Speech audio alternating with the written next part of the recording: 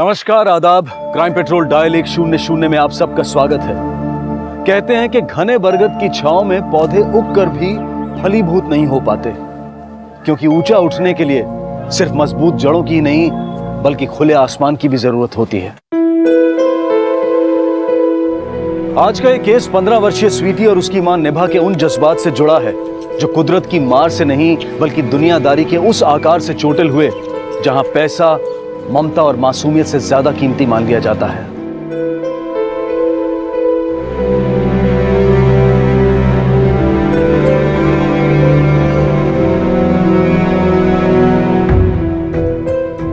चलो अब तुम थोड़ी देर टीवी देखो और मैं मंदिर होके आती हूँ। ये लो।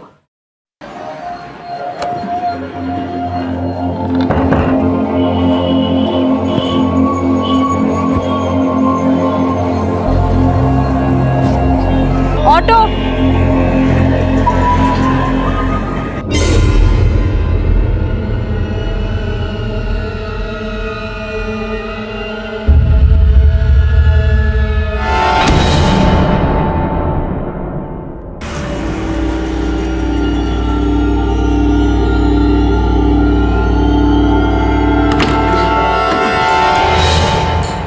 स्वीटी, व्हीलचेयर कहाँ गई?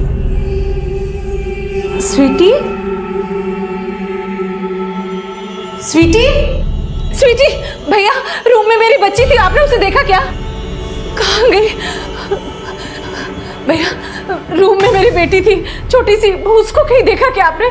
मैंने आपकी बेटी को नहीं देखा। लेकिन वो चल भी नहीं सकती, कहीं नहीं जा सकती। मैंने बाथरूम में भी देखा, वो व्हीलचेयर पर है। ठीक है मैम, हम पता करते हैं। एक मैं आप लोगों की रिस्पांसिबिलिटी है। प्लीज घबराइए मत, हम पता करते हैं, अपने स्टाफ से पता करते हैं। आप अपने स्टाफ से पूछिए। आप देखिए। स्वीटी, भैया आपने स्वीटी को देखा क्या? ये सामने वाले रूम में थी। स्वीटी, स्वीटी, स्वीटी, स्वीटी, कहाँ जा सकती है मेरे बच्चे? कहाँ गई?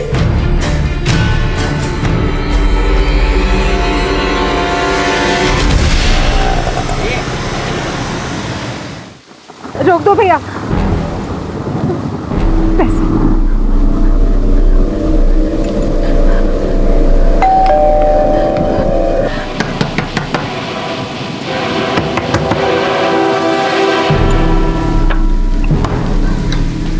निभा, तुम?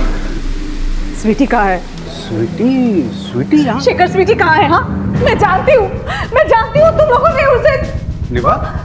निभा, स्वीटी यहाँ नहीं है। कहाँ छुपाया है स्वीटी को? बोलो शेखर, कहाँ छुपाया है स्वीटी को तुमने? ये सब क्या? तू अब क्या हाय तौबा मचाने आ गई? स्वीटी कहाँ है? निभा, तुम्हारा दिमाग खराब हो गया है क्या? दिमाग खराब नहीं हो गया, मेरा खून खोलना है शेखर। ओ भगोड़ी बहू, जबान संभाल के बात कर। स्वीटी सिर्फ तेरी बेटी नहीं है, शेखर की भी बेटी है। ये क्या ड्रामा कर रही हो? ड्रामा मैं नहीं कर रही हूँ शेखर, तुम कर रहे हो। हाँ? पहले मेरी जिंदगी बर्बाद की, अब मुझे मेरी बेटी छीन लेना चाहते हो। बताओ मेरी बेटी कहाँ पर? मैं जान रही हूँ। कोई जरूरत नहीं इससे डरने की, अभी पुलिस को बुलाती हूँ, जेल ही भेजती हूँ इसे।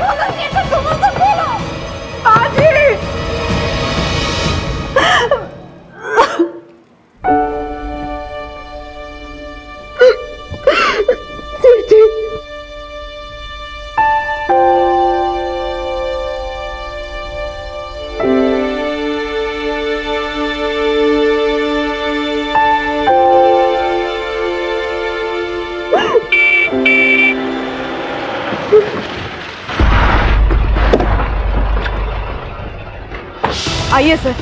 सर मैंने बुलाया था आपको, मैंने बंद करके रखा है उसे। शेखर, तुम इतना गिर सकते हो, मैंने सोचा भी नहीं था। सही यही है, वो पागल मेरे बेटे को मारना चाहती थी। अरेस्ट कीजिए सर इसे। सर अरेस्ट मुझे नहीं, इन लोगों को कीजिए। इन्होंने मेरी बेटी को किडनैप किया और अब मुझे यहाँ बंद कर दिया था। अगर बंद नहीं करती ना तो मार डालती तू मेरे बेटे को। सर हमने स्वीटी को अगवा नहीं किया है, ये झूठा इल्जाम लगा रही है हम पर। ये स्वीटी है कौन? मेरी बेटी है सर, इन लोगों ने उसे गायब किया और अब अपना क्राइम छिपाने के लिए मुझे फंसा रहे हैं। निभा, तुम्हें कोई बहुत बड़ी गलतफहमी हुई है। भला मैं अपनी बच्ची को क्यों अगवा करूंगा? शेखर झूठ मत बोलो। एक मिनट, आप दोनों मियां बीवी हैं? है नहीं सर, थे 10 साल से दोनों अलग रह रहे हैं। तलाक हो गया दोनों में? नहीं हुआ तो नहीं है, लेकिन हो जाएगा जल्दी।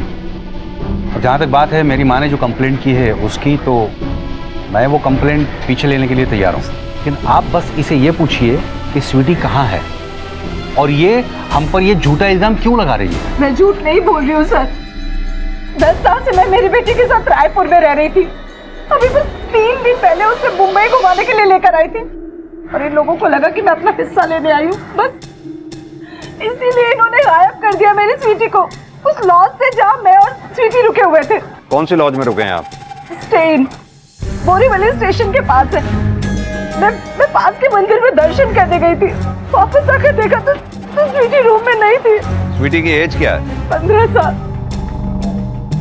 हैंडीकैप है बेचारी, बिना व्हीलचेयर के चल भी नहीं सकती और पता नहीं उसे कहाँ छुपा कर रखा है इन दोनों ने।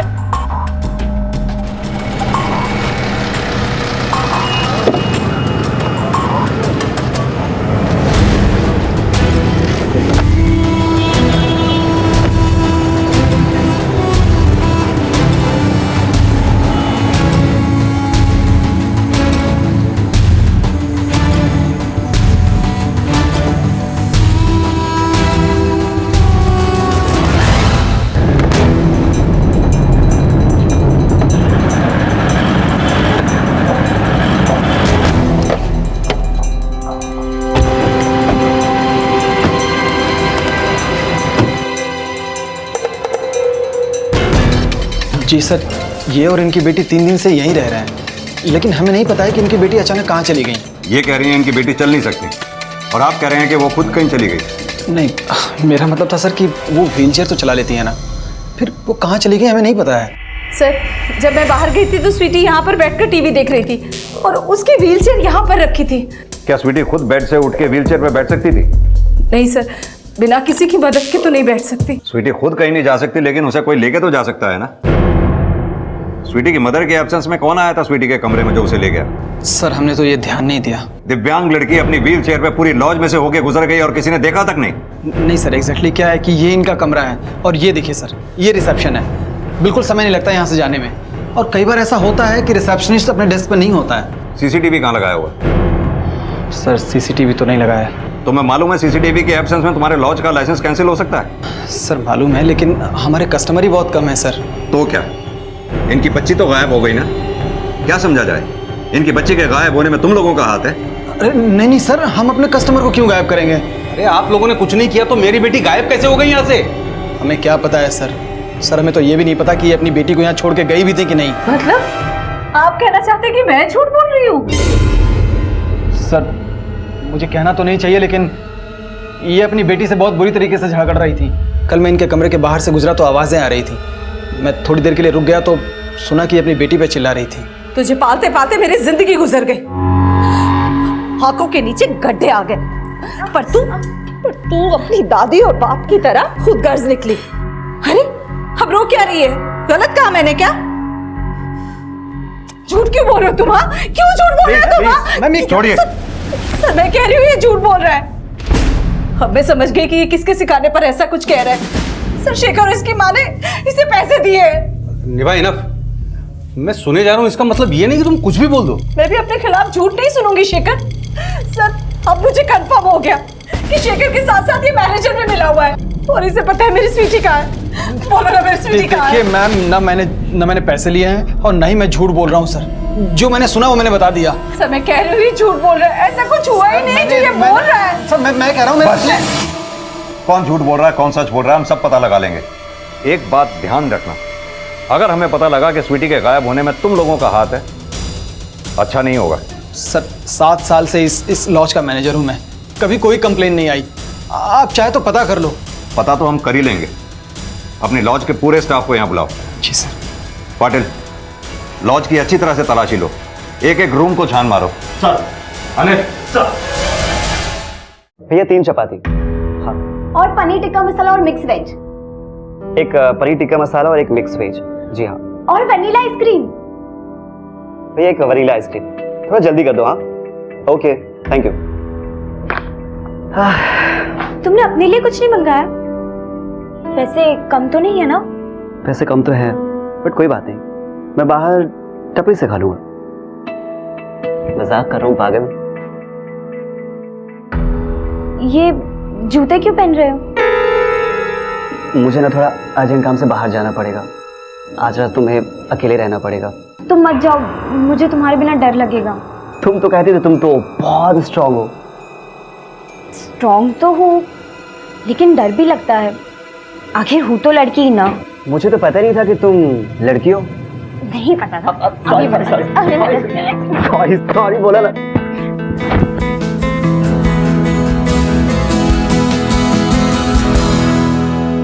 मत जाओ ना प्लीज। मैं जल्दी आने की कोशिश करूंगा। Please take care.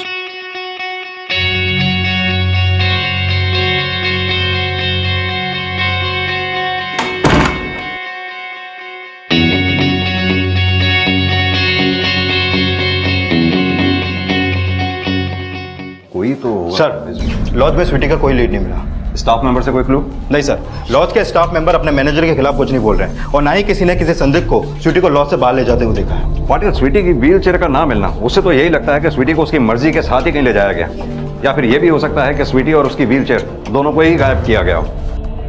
एक काम करो पाटिल, लॉज के मैनेजर और स्टाफ सबकी कुंडली निकालो, क्योंकि मुझे लगता है इन लोगों का कनेक्शन देह व्यापार से हो सकता है। सर, कहीं ऐसा तो नहीं कि स्वीटी के गायब होने में स्वीटी के फादर और दादी का ही हाथ हो?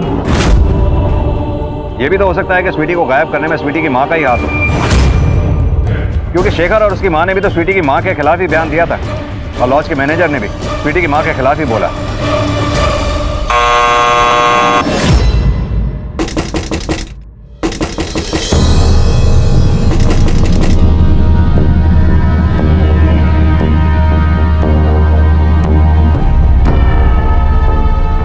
कौन है? Room service.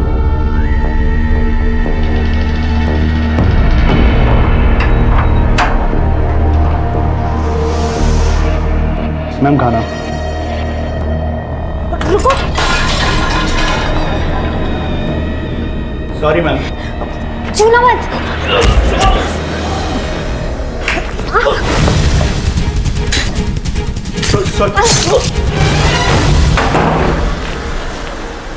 हमेशा व्हीलचेयर पर रहने वाली स्वीटी का अचानक एक लॉज से गायब हो जाना अभी तक तो रहस्य बना हुआ था, लेकिन वो लड़की कौन थी जो एक दूसरी लॉज से रूम सर्विस बॉय का मर्डर करके भाग गई थी? ये दोनों घटनाएं ऐसे इत्तेफाक से जुड़ने वाली थी कि तय कर पाना मुश्किल था कि कौन, क्यों और कैसे क्या साजिश रच रहा है। स्वीटी का कुछ पता चला? नहीं, लेकिन बेचारी निभा का रो रो के बहुत बुरा हाल हो रहा है। उसका बस चले ना शेखर, तो हमें बेच खाए वो। माँ, अब वो जैसी भी है तो आखिर एक माँ ही। लगता है शेखर उसने अपने माया जाल में तुझे फिर से फंसा लिया है ना।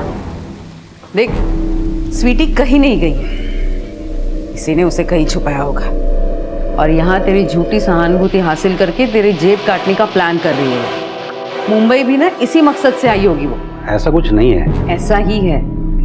और देख, अगर वो पैसे मांगे ना तो देना मत। ऐसे क्या देख रहा है? मैं जो बोल रही हूँ वो बात समझ में आ रही है कि नहीं? मुझे समझ में नहीं आ रहा है कि आपको स्वीटी की जरा भी फिक्र नहीं है। कहना क्या चाहता है तू? कहीं आप नहीं स्वीटी को? क्या? मेरा मतलब है, स्वीटी के इलाज के लिए मुझे निभा को हर महीने पैसे देने पड़ते थे, कहीं उसी वजह से आपने? ऐसा कुछ नहीं है शेखर, और जहाँ तक स्वीटी का सवाल है तो मैं भूल चुकी हूँ कि मेरी कोई पोती भी है। और अगर पोता होता तो भी यही कहती आप?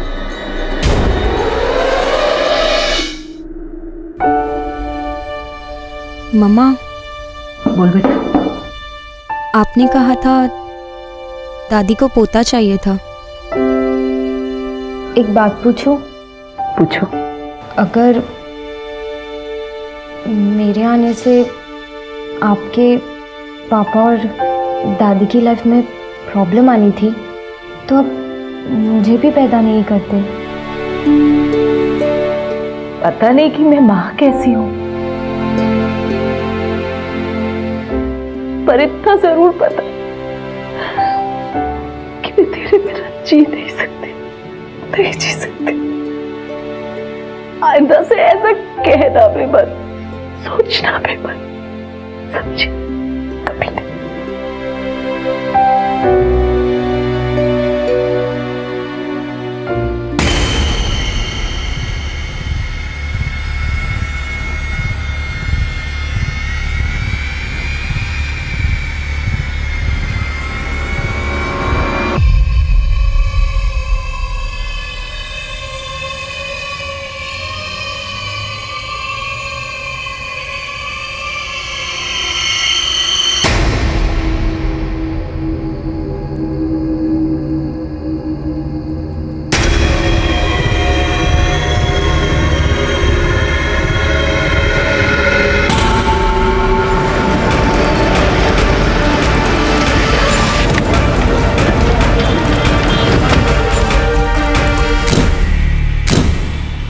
कल एक लड़का और लड़की रुके थे यहाँ पे, और कल रात को हम शंकर को ढूंढ रहे थे लेकिन कुछ पता ही नहीं चला। और आज सुबह इस रूम का फ़ोन कोई रिसीव नहीं कर रहा था, डोरबेल भी कोई रिस्पॉन्स नहीं कर रहा था। और फिर जब हमने मास्टर की से दरवाज़ा खोला तो ये सामने वाले रूम में कौन रुका हुआ है? सर पूरा फ्लोर खाली है। पटेल कबर्ड चेक करूंगे। जो लड़का और लड़की यहाँ पे रुके थे उनका नाम और एड्रेस दो। सर लड़के का नाम राकेश और लड़की का नाम रोमा सिंह है, और वो यही मुंबई के रहने वाले हैं। ठीक है, उन्होंने जो फोटो आईडी दिया हुआ है वो हमें दिखाओ। एक्चुअली में उनके पास आईडी नहीं थी। और तुमने उन्हें चेक इन करने दिया? सर उनको बस थोड़ी सी टाइम के लिए रूम चाहिए था, और उन्होंने बोला था कि सुबह 7 बजे निकल जाएंगे, तो मैंने अलाउ कर दिया। हो सकता है रोमा और राकेश कोई हो ही ना, तुमने ही शंकर का खून करके उनकी झूठी एंट्री यहाँ पे दर्ज कर दी हो। नहीं सर, ऐसा बिल्कुल भी नहीं है, वो दोनों आए थे। आपको चाहिए तो चल के सीसीटीवी फुटेज चेक कर लीजिए रिसेप्शन पे। ये फुटेज प्ले करना।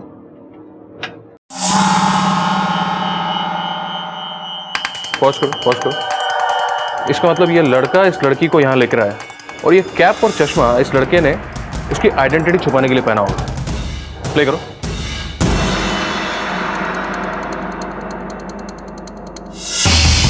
फॉरवर्ड करो। ये वेटर जा रहा है अंदर। ऐसा लग रहा है यही मर्डर करके भागी है। वो लड़का इस लड़की को अकेले रूम में छोड़ के कहाँ चला गया? सर कहीं ऐसा तो नहीं लड़के के एब्सेंस में लड़की को अकेला देखकर रूम सर्विस बॉय जबरदस्ती करने की कोशिश कर रहा हो, और फिर लड़की के हाथों उसका मर्डर हो गया हो? या फिर ऐसा भी हो सकता है कि वो लड़का इस लड़की को किसी कस्टमर के लिए यहाँ पे लाया, क्योंकि अगर ऐसा नहीं होता तो वो लड़का इस लड़की को छोड़ के जाता क्यों? एक काम करो, इस लॉज मैनेजर की और उस सर्विस बॉय की पूरी हिस्ट्री निकालो, और इस लड़का और लड़की की पहचान पता करने की कोशिश करो। आसपास के थानों में इनके पिक्चर्स सर्कुलेट करा। हाँ साहब, इस लड़की को मैंने लॉज से बाहर जाते हुए देखा था।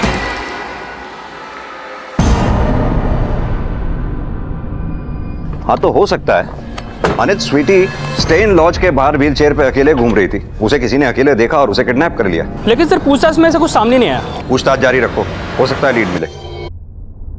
सर कल मलाड के राजभोग लॉज में एक रूम सर्विस बॉय का मर्डर हुआ था, उसके मर्डर में ये लड़की सस्पेक्ट है। ये तो बिल्कुल स्वीटी जैसी लगती है, मामूली सा ही फर्क है। लेकिन उस लॉज में इस लड़की के साथ एक लड़के को भी देखा गया था, ये उसकी फोटो सर इन दोनों ने वहां पर कल दोपहर 3 बजे चेक इन किया था। इस लड़के ने वहां पर अपना नाम राकेश सिंह और लड़की ने रोमा सिंह लिखवाया था। जब स्वीटी ने अपना नाम बदल के रोमा सिंह लिखवाया है तो इस लड़के ने भी हो सकता है नाम गलत ही लिखवाया होगा। हो सकता है सर, लेकिन हमें बताया गया था कि स्वीटी बिना व्हील चेयर के नहीं चल सकती। अगर रोमा को स्वीटी माना जाए तो एक बात अटपटी है सर। क्या? इस लड़की रोमा को उस लॉज में दोनों पैरों से चलते हुए देखा गया है। पटेल, रोमा और स्वीटी का एक दूसरे से चेहरा मिलना और रोमा का उसी दिन लॉज में चेक इन करना जिस दिन स्वीटी गायब हुई थी, इत्तेफाक तो नहीं हो सकता।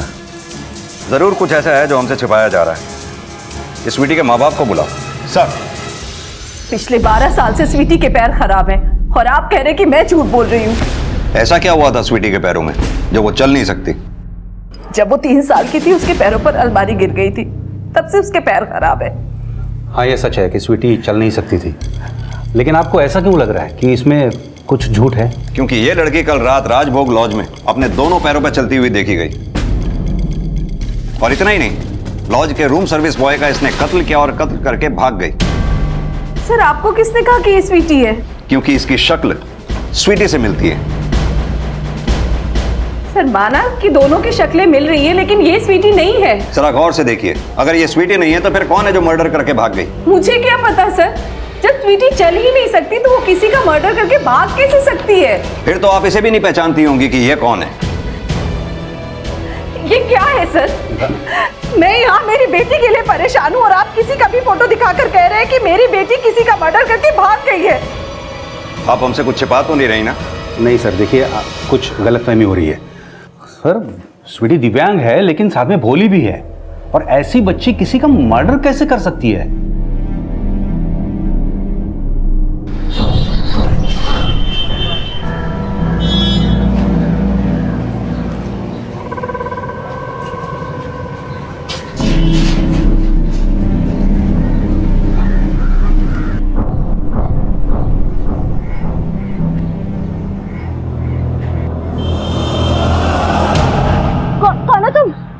बेबी हेल्प कर दूं? दूर हटो। सर मैंने स्टे इन लॉज के मैनेजर के कॉल रिकॉर्ड चेक किया और उसके बारे में भी पता किया, लेकिन कुछ भी सस्पिशियस सामने नहीं आया। सबसे ज्यादा सस्पिशियस तो ये है पाटिल कि ये रोमा और स्वीटी वाकई दो अलग अलग लड़कियां हैं, या फिर स्वीटी के बारे में जो भी हमें इंफॉर्मेशन दी गई है वो झूठ है। ये स्वीटी के माँ और बाप दोनों पर ही विश्वास नहीं किया जा सकता। दोनों पे नजर रखो। सर,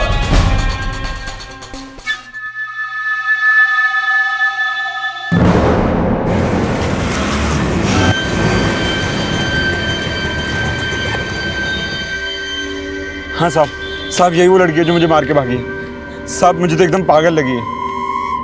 पागल क्यों? साहब जब मैं सुबह गैराज पे आया तो गाड़ी के पीछे सोई हुई थी। मैंने पूछा कौन हो, तो सब कुछ बोली नहीं, सीधा स्पैनर उठाया, सर पे मारा और भाग गई।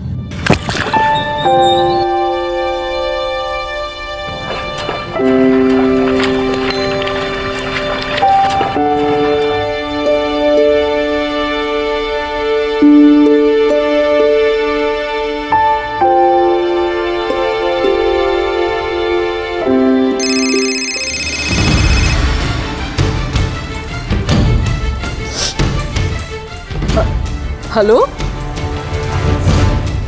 क्या क्या?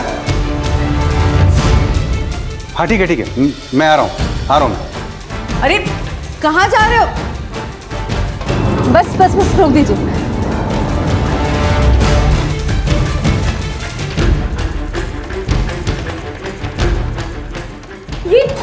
ये कर क्या रहे हैं आप लोग? तलाशी ले रहे हैं। तलाशी? आप ऐसे कैसे मेरा सामान छू सकते हैं? क्योंकि हमें यकीन है कि वो लड़की स्वीटी ही थी जो राजभोग लॉज से मर्डर करके भाग गई थी। सर आप फिर से ये सब? जी हाँ, फिर से, क्योंकि उसने फिर से एक आदमी को घायल किया और वहां से भाग गई। सर हमने कितनी बार कहा कि स्वीटी चल नहीं सकती है, फिर भी आप बार बार वो भाग गई कहे जा रहे हैं। आपके पास कोई प्रूफ है कि स्वीटी चल नहीं सकती? प्रूफ चाहिए ना आपको? जी देती हूँ प्रूफ। ये देखिए उसकी मेडिकल रिपोर्ट्स, देखिए। सर इन रिपोर्ट्स के मुताबिक स्वीटी ना सिर्फ चल नहीं पाती होगी बल्कि उसकी बॉडी में और भी कई सारे कॉम्प्लिकेशंस हैं। उससे पहले अस्थमा की बीमारी भी रह चुकी है, किडनी में माइल्ड स्टोन भी ट्रेस किया गया था, और हाँ माइग्रेन भी है उसे। Thank you doctor. स्वीटी के मेडिकल रिकॉर्ड्स ये इशारा कर रहे थे कि स्वीटी के माता पिता ने स्वीटी के बारे में जो कुछ भी बताया था वो सच था, लेकिन ये यकीन कर पाना भी नामुमकिन था कि एक आदमी की हत्या और एक आदमी को बुरी तरह से घायल करके भागने वाली लड़की स्वीटी नहीं कोई और थी। अगर वो लड़की स्वीटी नहीं थी तो फिर कौन थी, और उसके द्वारा किए गए अपराध और स्वीटी की गुमशुदगी का असल भेद क्या था? क्या स्वीटी के माता पिता पुलिस को गुमराह कर रहे थे या फिर वो खुद गुमराह हो रहे थे? आप हमारी बच्ची को ढूंढने के बजाय हम ही लोगों से पूछताछ कर रही हैं। आपकी बच्ची को ढूंढने के लिए ही ये पूछताछ हो रही है। आप लोग जो भी जानते हैं साफ साफ बताइए, नहीं तो हो सकता है आपकी बच्ची की जान को खतरा हो। सर, एक बात बतानी है आपको, इस लड़की की शक्ल स्वीटी से मिलना इत्तेफाक नहीं बल्कि हो भी सकता है, क्योंकि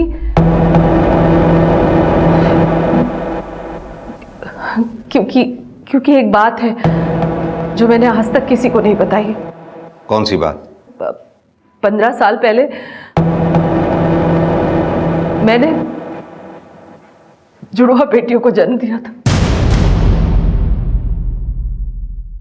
मतलब आप ये कहना चाहती हैं कि 15 साल पहले आपने जुड़वा बच्चियों को जन्म दिया और ये बात आपके पति को ही नहीं पता? मेरी डिलीवरी मायके में हुई थी, रायपुर में। ये तो हॉस्पिटल में मुझे देखने तक नहीं आए थे, और इनकी माँ को पोता चाहिए था, और मैंने 2 बेटियों को जन्म दिया था। मेरी समझ में नहीं आ रहा था कि मैं करूं क्या। बस मैंने अपनी ममता का गला घोटकर अपनी एक बेटी हॉस्पिटल के एक नर्स को दे दी, बस। कौन थी वो नर्स? शिखा नाम था उनका।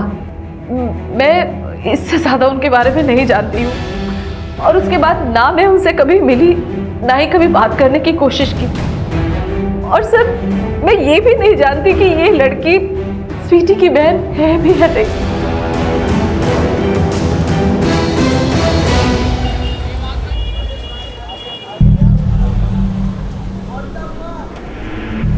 रुक रुक रुक रुक रुक, चोर कहाँ भाग गई? चुप, रुक रुक, कहाँ रही है? समोसा खा के भाग गया। चुप। तेरी तो।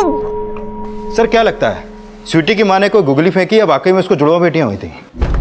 पाटिल, अगर ये निभा झूठ बोल रही है तो इसका झूठ ज्यादा देर तक टिक नहीं पाएगा। लेकिन हाँ, अगर ये सच बोल रही है तो पता ये करना होगा कि स्वीटी के गायब होने का राज क्या है और ये लड़का कौन है।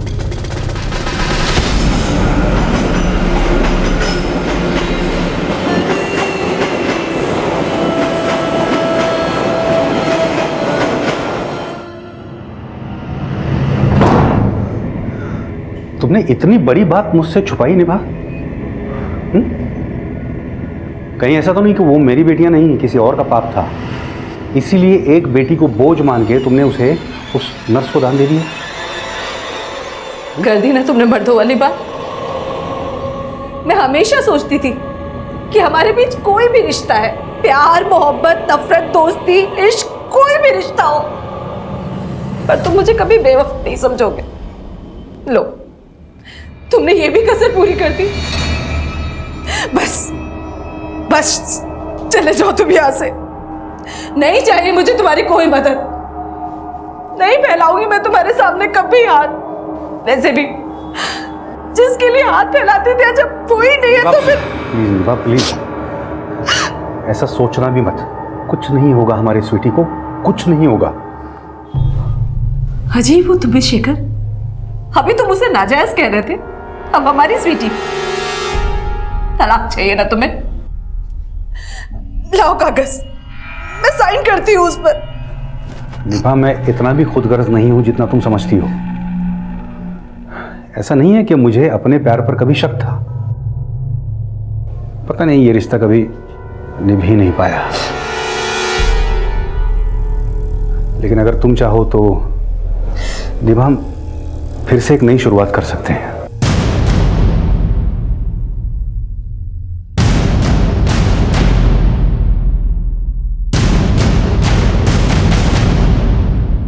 अगर ये लड़की वाकई में स्वीटी की जुड़वा बहन थी तो सवाल ये उठ रहे थे कि स्वीटी अब तक कहां थी। अगर स्वीटी की मां का बयान सच था तो इसका प्रमाण क्या था, और अगर वो झूठ बोल रही थी तो इसके पीछे एक मां का मकसद क्या था। इस केस में फिलहाल कोई स्ट्रॉन्ग थ्योरी नहीं बन पा रही थी, और उस लड़की द्वारा की गई एक और घटना के बाद अब तक सामने आए सभी केसेस बोरीवली पुलिस को सौंप दिए गए।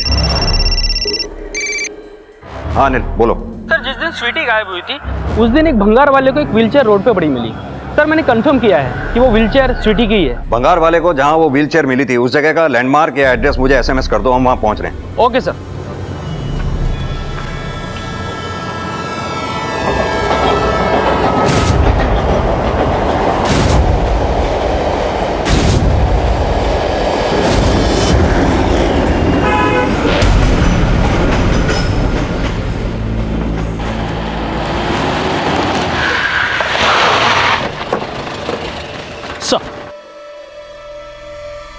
सर, यहाँ ये जगह पे व्हीलचेयर पड़ी मिली सर, लेकिन आसपास किसी ने स्वीटी को नहीं देखा।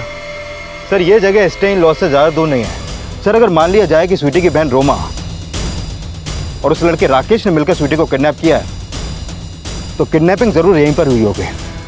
आसपास अच्छी तरह से पूछताछ करो, शायद किसी ने कुछ देखा हो। जहाँ जहाँ CCTV है सबकी फुटेज चेक करवाओ। और हाँ अनिल, वो चाय वाले की टपरी कहाँ है जिसने स्वीटी को व्हीलचेयर पे देखा था? सर, स्टे इन लॉज के बाजू में ही।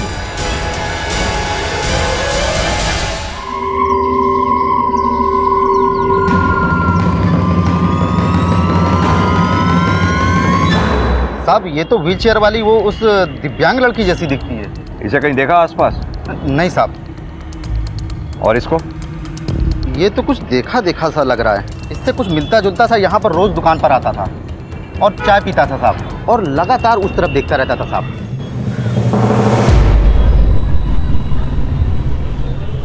साहब आपकी चाय। अरे साहब आप भी देख उधर रहे हैं, चाय इधर ले रहे हैं। ठीक है।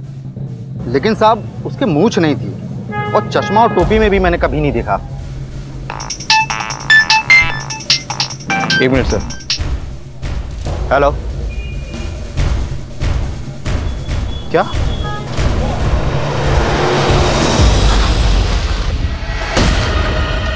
सर ऊपर।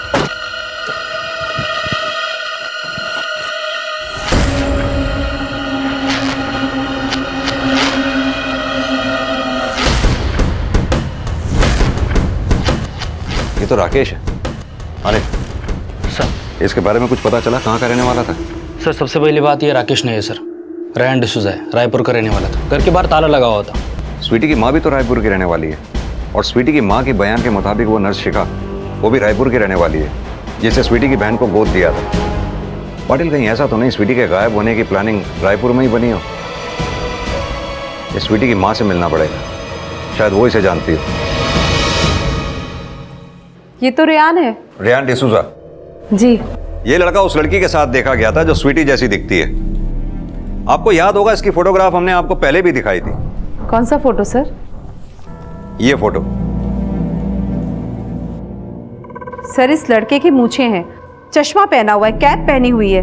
मैंने रेहान को कभी इस वेश में नहीं देखा, तो कैसे पहचान पाती मैं? रेहान को कैसे जानती हैं आप? सर रेहान मेरी बेटी स्वीटी को ट्यूशन पढ़ाता था, उसके पेरेंट्स नहीं थे, तो कॉलेज के साथ साथ वो किसी मेडिकल शॉप में भी काम करता था, और ट्यूशन पढ़ाने के साथ साथ कभी कभार हमारे कह देने पर वो हमारे घर का छोटा मोटा काम भी कर दिया करता था।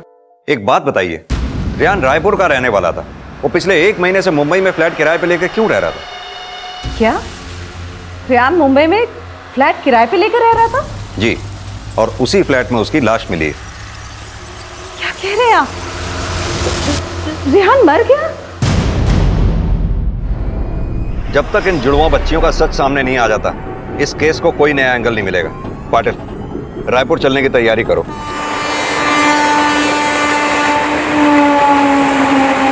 इस केस में आगे बढ़ने से पहले पुलिस निभा के उस बयान की पुष्टि करना चाहती थी जिसमें उसने कहा था कि उसने स्वीटी की जुड़वा बहन को रायपुर के एक हॉस्पिटल की नर्स शिखा को गोद दे दिया था। लेकिन जब पुलिस रायपुर पहुंची तो पता चला कि जिस हॉस्पिटल का नाम निभा ने उन्हें बताया था, वो हॉस्पिटल सालों पहले ही बंद हो चुका था।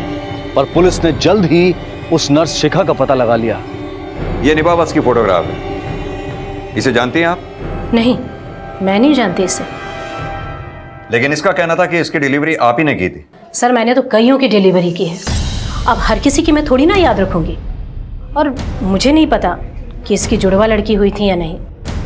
पर इसकी तो क्या, मैंने किसी से भी किसी की बेटी गोद नहीं ली है।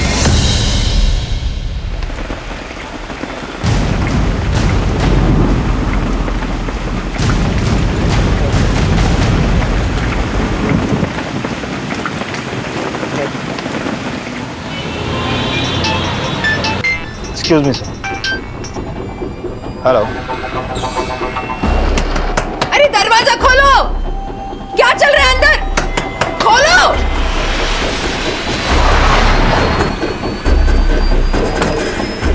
सर वो मैं बहुत देर से दरवाजा खटखटा रही हूँ, कोई खोल नहीं रहा है।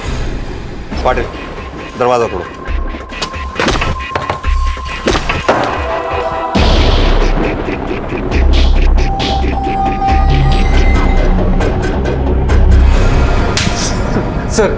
सर मैंने निभा को नहीं मारा है सर।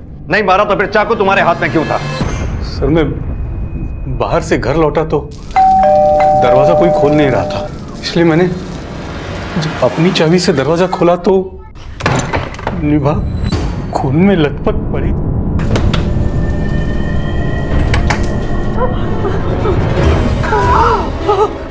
निभा चाकू निकाल के निभा को बचाने की कोशिश कर रहा था सर। पुलिस के बहुत जोर देने के बावजूद शिखर अपने बयान पर कायम रहा कि उसने निभा का मर्डर नहीं किया। तो फिर आखिर निभा की हत्या किसने की? क्या वाकई में इन सभी हत्याओं के पीछे स्वीटी की जुड़वा बहन का ही हाथ था?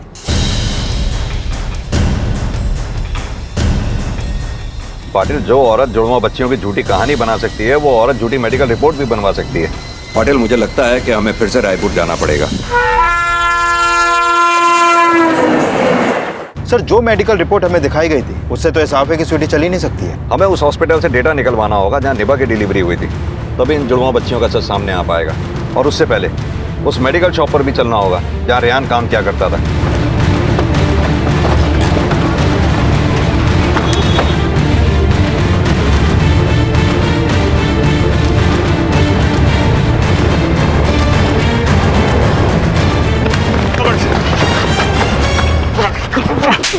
साहब माफ कर दीजिए साहब, सब गलती हो गई साहब। क्या कांड किया तूने? साहब मैं और रेहान नकली मेडिकल सर्टिफिकेट बनाते थे साहब। हमने एक सेट के लिए काम किया, उसने 4 लाख रुपए दिए साहब हमको। अभियान पैसे लेके भाग गया साहब मेरे। उस लड़की के चक्कर में मुझे धोखा दिया साहब उसने। कौन लड़की?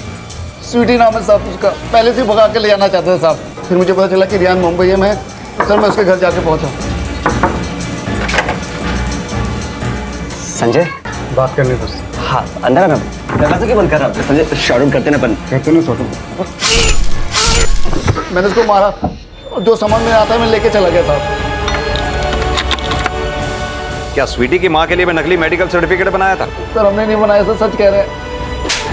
तो फिर स्वीटी की माँ को क्यों मारा? साहब मैं सच कह रहा हूँ, माँ कसम साहब मैंने रियान के अलावा साहब किसी को नहीं मारा साहब, सच्ची साहब। तो फिर स्वीटी कहाँ है? जब मैं रियान के रूम पर पहुंचा तो वो अकेला था सर।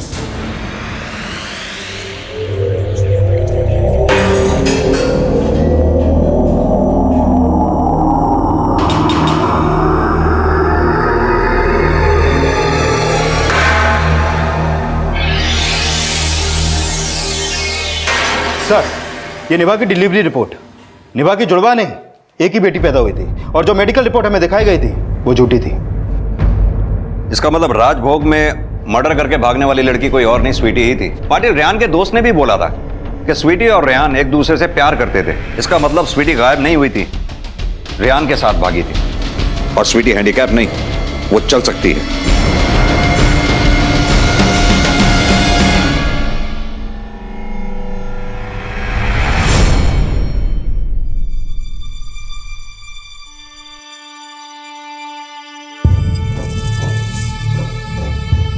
अगर स्वीटी रेहान के साथ भागी थी तो फिर रेहान स्वीटी को लॉज में अकेले छोड़कर क्यों गया? और स्वीटी की मां निभा के मर्डर का क्या राज है? क्या निभा ये जानती थी कि स्वीटी चल सकती है?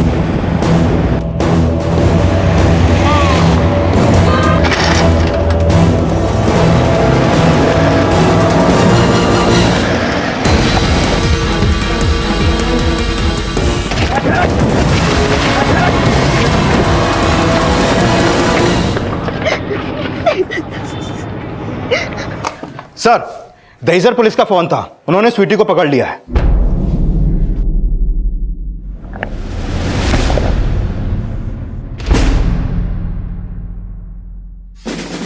जब मैं 3 साल की थी तब एक एक्सीडेंट हुआ था जिसमें घर में रखी पुरानी अलमारी मेरे पैर पर गिर गई।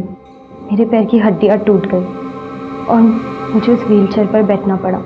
लेकिन मम्मा ने मुझे कभी उस व्हीलचेयर से उठने ही नहीं दिया, क्योंकि मेरे इस हालत के कारण मेरे पापा मेरा कुछ ज़्यादा ही ध्यान रखने लगे थे। मेरे इलाज के लिए हर वक्त मम्मा को पैसे देते रहते। मम्मा ने उनसे कहा था कि मेरे पैर हमेशा के लिए ख़राब हो चुके हैं। उनसे क्या, मम्मा ने तो मुझे भी यही यकीन दिलाया था। लेकिन रेहान ने मुझे बहुत कॉन्फिडेंस दिया कि मैं चल सकती हूँ।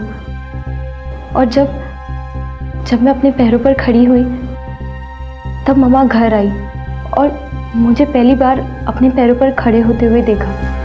आज मैं बहुत खुश हूँ, बहुत खुश हूँ। आज मैं मेरी बच्ची चल सकती है। मैं ना तेरे पापा को फोन करती हूँ। क्या हुआ मम्मा?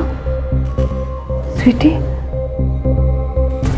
अगर तेरे पापा हर महीने पैसे नहीं भेजेंगे तो घर का खर्चा कैसे चलेगा? और थोड़े दिनों में वो तलाक दे देंगे मुझे। हम पापा को नहीं बताएंगे कि मैं चल सकती हूँ। स्वीटी, स्वीटी, मेरी मम्मा बहुत सेल्फिश थी। वो बस पैसों के लिए मेरा इस्तेमाल कर रही थी। मैं तंग आ चुकी थी उनसे। मुझे लगा रेहान ने भी मुझे धोखा दिया। रेहान ने तुम्हें धोखा नहीं दिया था, उसका उस रात मर्डर हो गया था। तुमने तुम्हारी माँ का भी मर्डर किया है ना? मुझे समझ में नहीं आ रहा था मैं कहाँ जाऊँ। मैंने सोचा पापा के पास चली जाती हूँ, लेकिन मुझे नहीं पता था कि मम्मा भी वहीं है। स्वीटी, चल अंदर। अंदर चल। हाँ? कहाँ चली गई थी और यहाँ क्यों आई है? अपने पापा को सब कुछ सच बताने के लिए आई है ना तो? क्योंकि अब मैं वो जिंदगी नहीं जीना चाहती जो आप चाहती हो। मैं उन्हें नहीं मारना चाहती थी,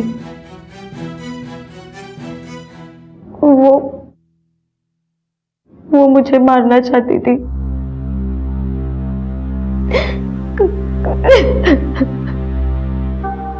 स्वीटी जिस मानसिक अवस्था से गुजर रही थी उसे मद्देनजर रखते हुए जुवेनाइल कोर्ट ने स्वीटी को मानसिक उपचार के लिए भेजने का फैसला किया। हम सब ये उम्मीद करते हैं कि स्वीटी जल्द ही मानसिक रूप से स्वस्थ होकर एक सफल और अच्छी नागरिक जरूर बनेगी और समाज के लिए एक उदाहरण पेश करेगी। नमस्कार, आदाब। क्राइम पेट्रोल डायल 100 में आप सबका स्वागत है। कहते हैं कि परिवार के बिना इंसान अधूरा है, क्योंकि जब परिवार बिखरता है तो जिंदगियां बिखर जाती हैं और इसकी सबसे बड़ी वजह होती है हमारी खामोशी। जब हम अपने परिवार में कुछ गलत होते हुए देखते हैं और खामोश रहते हैं तो जिसके साथ गलत हुआ है वो उस परिवार से दूर जाने लगता है और परिवार टूटने लगता है। देख बेटा, तेरे साथ अब तक जो कुछ भी हुआ है ना, उसके लिए सिर्फ मैं ही कसूरवार हूं। मेरी कमजोरी की वजह से, मेरी चुप्पी की वजह से इतना कुछ हो गया। ये ले, तुझे मुझे सजा देनी है ना, दे ले मुझे सजा, जितनी चाहे सजा दे ले, लेकिन घर वापस आ जा बेटा, घर वापस। पापा, आपको क्या लगता है मेरे घर वापस आने से, आपको सजा देने से मेरे और सीमा के साथ जो कुछ हुआ है वो सब बदल जाएगा? नहीं बेटा, लेकिन आगे की जिंदगी तो हम ठीक से बिता सकते हैं ना। पापा, मेरी और आपकी जिंदगी में बोझ इतने ज्यादा हैं कि एक साथ एक ही घर में हम लोग अपनी जिंदगी नहीं चला सकते। भैया, आप तो अपनी फैमिली के बिना नहीं रह पाते थे ना। प्लीज मेरे साथ घर चलिए भैया। भाभी समझाइए ना भैया को, शायद आपकी बात मान ले। हाँ बहू, समझाना इसे, और मैं तुझसे भी माफी मांगता हूँ। गलती किससे नहीं होती, लेकिन माफ करके रिश्तों को तो बचाया जा सकता है ना। कुछ गलतियां माफी के लायक नहीं होती, वरना उस सजा के जैसी आप चाहते हैं।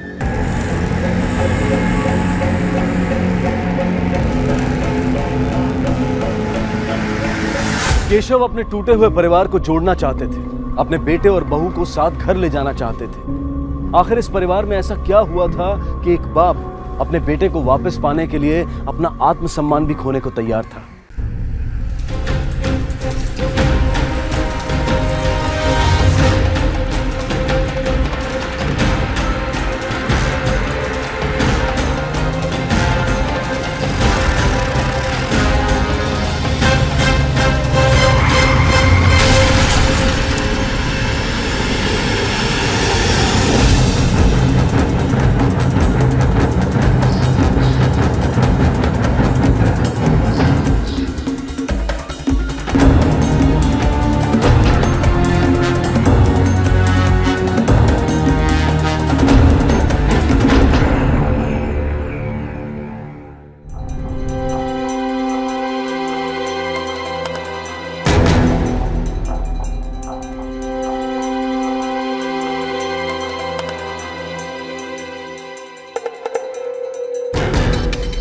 सर, गाड़ी बिल्कुल भी अपने कंट्रोल में नहीं थी। पता नहीं सर, चलते चलते अचानक से रॉन्ग साइड पर आ गई। ये तो उनकी किस्मत अच्छी थी कि टेम्पो से टकराने से बच गई। ठीक है, पीछे आओ, 1 मिनट। तुषार, गाड़ी में सिर्फ 2 डेंट हैं। एक्सीडेंट का इम्पैक्ट इतना स्ट्रांग नहीं कि इनकी मौत हो सके। सर, गाड़ी के अंदर कोई भी जिंदा नहीं बचा। सर, बाहर से किसी को कोई चोट भी नहीं लगी। सर, मुझे तो ये देख के मौत की वजह एक्सीडेंट नहीं लगती। गाड़ी में ना तो कोई स्ट्रगल हुआ है, ना ये लूटपाट का केस है। सर, ऐसा भी तो हो सकता है किसी ने जहर देकर सबको मार दिया। Not possible. तुम एक काम करो, ये बॉडीज को पोस्टमार्टम के लिए भेजो, ठीक है? और फॉरेंसिक को इन्फॉर्म करो सर। और ये गाड़ी को पुलिस स्टेशन लेकर आओ। सर, गाड़ी के अंदर से मोबाइल फोन और पर्स मिला। इसमें जरूर उनकी फैमिली के नंबर होंगे। तुम एक काम करो, नंबर निकालो और इन्फॉर्म करो उनको, ठीक है?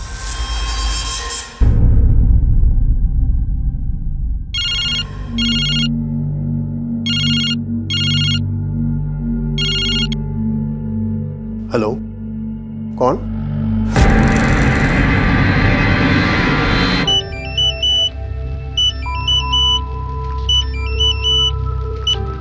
हेलो, हाँ मैं तन्मय बोल रहा हूँ। आपको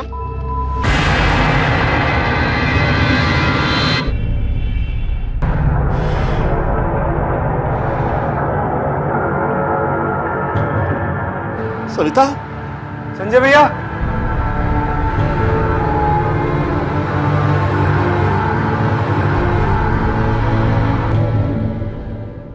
देखिए, इस मौत की क्या वजह है, ये हमें पोस्टमार्टम रिपोर्ट के आने के बाद ही मालूम पड़ेगा। लेकिन हमारी इन्वेस्टिगेशन के हिसाब से जो हमने स्टडी किया है वो ये है कि ये सिर्फ एक रोड एक्सीडेंट नहीं है। एक बात बताइए, आपका कोई दुश्मन है या फिर आप किसी पे शक करते हैं? नहीं सर, हमारी तो एक छोटी सी ऑटो पार्ट्स की दुकान है। हमारी किसी से कोई दुश्मनी नहीं है सर। हम तो हमारे बेटे संजय की शादी की तैयारी में लगे थे सर। 2 हफ्ते बाद उसकी शादी थी। जी हाँ सर, और इसी सिलसिले में संजय भैया और माँ हमारी होने वाली भाभी और उनकी माँ को लेकर गुना से भोपाल आ रहे थे सर। क्यों? सर हम चाहते थे कि हमारी बहू की शादी की खरीदारी हम उसकी पसंद से ही करें, इसीलिए उन्हें भोपाल ले आ रहे थे सर। इसका मतलब ये है कि आप लोग गुना से भोपाल ट्रैवल कर रहे थे और ये हादसा गुना से 3 घंटे के बाद में हुआ। केशव जी, आपके सिर्फ 2 ही बेटे हैं या? नहीं सर, हमारा एक और बेटा है, राकेश। वो अपनी पत्नी के साथ पुराने भोपाल में रहता है। तो आपने उसे खबर करने की कोशिश नहीं की? नहीं सर, अभी भी तो आप लोगों का फोन आया और हम भागते हुए यहाँ चले आए। सर आखिर किसने किया होगा सर ये? देखिए, किसने किया, कैसे हो, ये हम पता लगाने की कोशिश कर रहे हैं। एक बार काजल की फैमिली भी गुना से यहाँ आ जाती है तो हमें सारी पिक्चर क्लियर हो जाएगी।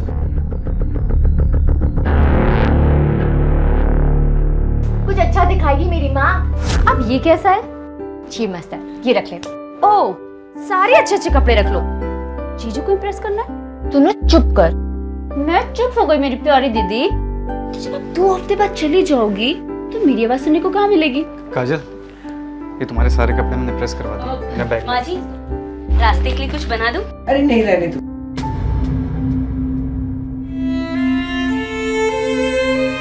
अरे क्या हुआ?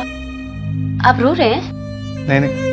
अरे काजल जाने वाली है ना, ये सोचकर ही इसका दिल भरा है। भैया, मैं शॉपिंग के लिए जा रही हूँ। बधाई थोड़ी ना मेरी।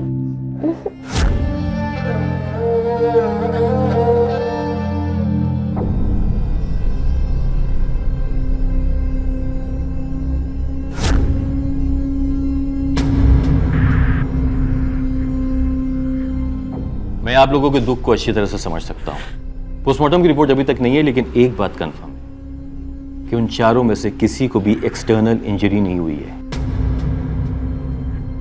और हमें ये शक है कि ये सिर्फ एक रोड एक्सीडेंट नहीं है।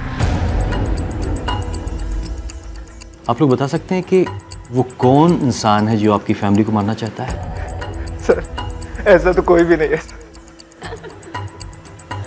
सर, किसी से कोई झगड़ा नहीं था और घर में छोटी मोटी बातें तो चलती रहती है सर। उसके लिए कोई किसी की जान तो नहीं ले लेता ना सर। 2 हफ्ते बाद दीदी की शादी थी, घर में सब बहुत खुश थे और अब ये हो गया।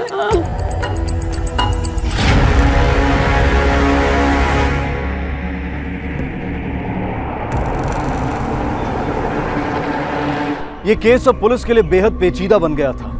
कार में एक साथ 4 मर्डर हुए थे और चारों 2 अलग अलग परिवारों से जुड़े हुए थे। लेकिन कुछ ही दिनों में ये 2 परिवार एक होने वाले थे। काजल और संजय की शादी होने वाली थी। लेकिन पुलिस के लिए सबसे बड़ा सवाल यह था कि इन दोनों परिवारों में से कौन सा परिवार निशाने पर था, या फिर इन चारों में से कोई एक ही शख्स हत्यारे के निशाने पर था। संजय, संजय बेटा, आ रहा हूँ ना माँ। जल्दी आना बेटा, सामान रख जल्दी कर। हाँ। कितनी देर हो गई? सुनो, वो राकेश को जाके मिलो ना, समझाओ उसे मनाकर घर ले आओ, शायद तुम्हारी बात मान जाए। जाने से पहले टोकना जरूरी है क्या? मैं तो बस जानते हो ना, गुना जा रही हूँ। होने वाली बहू को यहाँ लाना है शॉपिंग कराने के लिए। आपको अकल कब आएगी?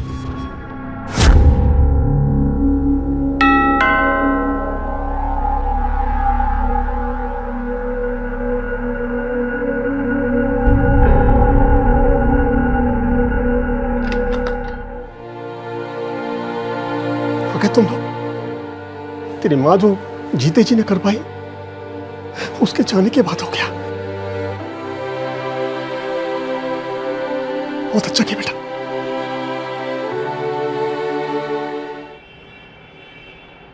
सर गुना पुलिस को तन्मय के परिवार के बारे में ऐसा कुछ भी नहीं मिला जिससे उन लोगों पर शक किया जा सके, लेकिन संजय के फैमिली में ऐसे कई राज छिपे हैं जो अभी तक पूरी तरह से सामने नहीं आए। किसी बाहरी से भी दुश्मनी का कोई एंगल सामने नहीं आया है। इससे साफ जाहिर है कि हत्यारा जो है वो संजय के परिवार का ही है। सर ऐसा भी तो हो सकता है कि काजल और संजय को कोई मारने आया था, लेकिन साथ में माँ बैठी थी तो वो भी मारे गए। सर उन 4 लोगों की पोस्टमार्टम और फॉरेंसिक रिपोर्ट है। ये देखो तुषार, ये पोस्टमार्टम रिपोर्ट साफ कहती है गाड़ी में जो पीने का पानी मिला उसके अंदर नींद की गोली मिलाई गई। गाड़ी में जितने भी लोग बैठे थे उनकी मौत दम घुटने की वजह से हुई, क्योंकि गाड़ी के अंदर कार्बन मोनोऑक्साइड गैस लीक हो रहा था। हमें क्राइम सीन पे ये पता नहीं चला क्योंकि ये एक ऑर्डरलेस गैस है। Sir if I am not wrong, ये गैस तो कार के एसी लीक होने पे बनती है। इसका मतलब ये है कि गाड़ी के साथ किसी ने छेड़छाड़ की। अब मुझे यकीन हो गया कि ये एक मर्डर ही है।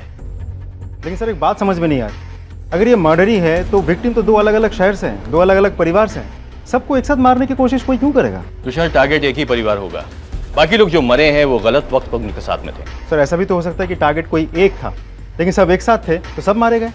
But possible. तुम एक काम करो, किसी अच्छे से मैकेनिक को बुला के गाड़ी चेक करवाओ, खासकर उसका एसी। Okay sir.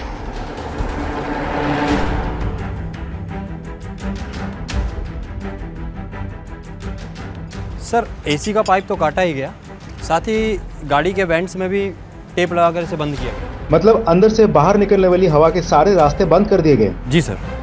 और सर इस कंडीशन में अगर एसी चालू रहती है तो गाड़ी के अंदर जहरीली गैस बनती रहती है। इसका मतलब ये है कि किसी ने वेंट को अच्छी तरह से टेप किया, उसके बाद में एसी का पाइप काटा ताकि आराम से गैस गाड़ी के अंदर जा सके। फिर किसी ने पानी की बोतल ली और उसमें नींद की गोली मिला दी। नींद के नशे में लोगों को मालूम नहीं पड़ गया गैस लीक हो रही है, और जब काजल ने गाड़ी चलाई तो उसको भी नींद आ गई और गाड़ी आउट ऑफ कंट्रोल हो गई। ये जो कुछ भी हुआ है रास्ते में हुआ है, गुना से निकलने के बाद। हाँ सर, क्योंकि नींद की गोली करीब 20 से 30 मिनट लेती है अपने इफेक्ट दिखाने के लिए। लेकिन जिस किसी ने भी इस काम को अंजाम दिया है ना, उसे कार की बहुत अच्छी नॉलेज है। ये चारों कहीं बीच में रुके होंगे और उस कातिल ने मौका देख के अपनी चाल चल दी। ये तन्मय का गैराज है ना, और केशव जी की ऑटो पार्ट्स की दुकान। Yes sir. तुम एक काम करो, गुना पुलिस को इन्फॉर्म करो कि काजल की फैमिली की पूरी इन्फॉर्मेशन निकालें, और संजय की फैमिली की क्या कुंडली है ये पता करो। हर फैमिली के कोई ना कोई राज होते हैं, पता करो कि इस फैमिली के कौन से ऐसे राज हैं जिसमें कि 4 जाने गई हैं। 1 मिनट,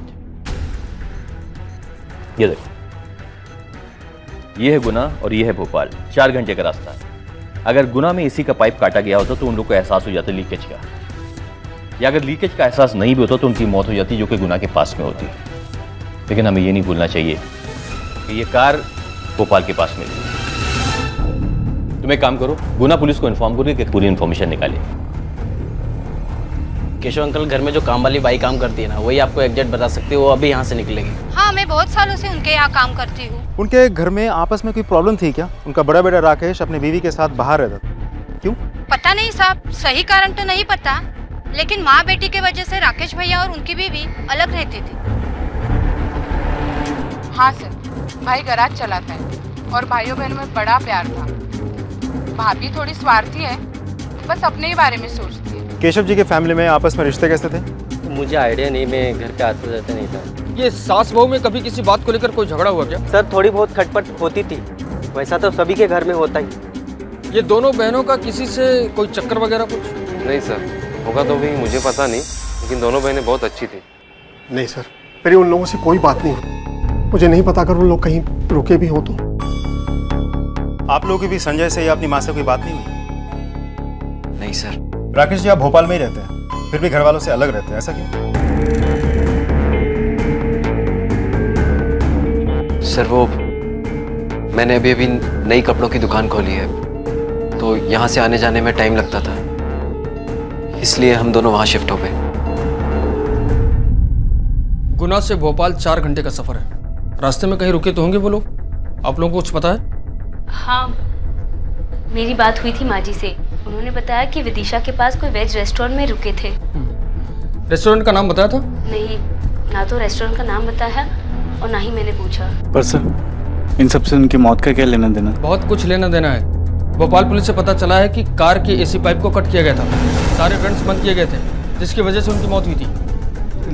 लेकिन इससे तो सर गाड़ी में जहरीली गैस फैल जाएगी। अच्छा, तुम्हें इतनी नॉलेज कैसे है? सर गैराज चलाता हूँ, इतना तो पता ही हो। पर सर उन्हें संजय जीजू की कार घर के बाहर पार्क थी, तो बाहर से आके कोई एसी का पाइप कैसे?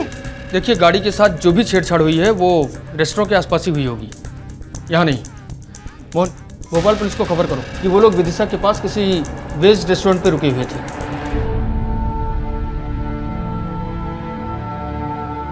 सीमा, चलो बेटा, जा रहा है तू?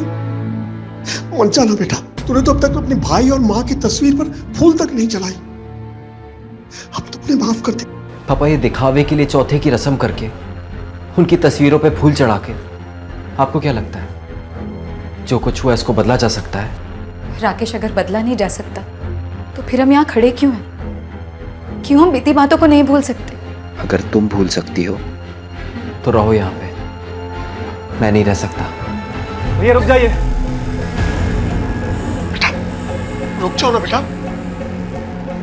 बेटा, राकेश,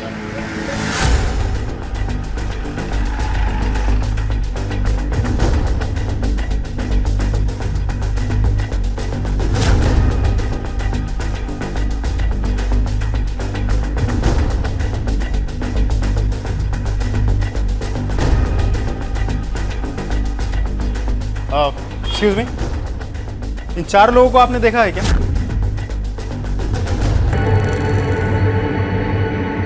एक मिनट मुझे देना। हाँ साहब, मैंने देखा है, ये खाना खाने के लिए आए थे यहाँ पे।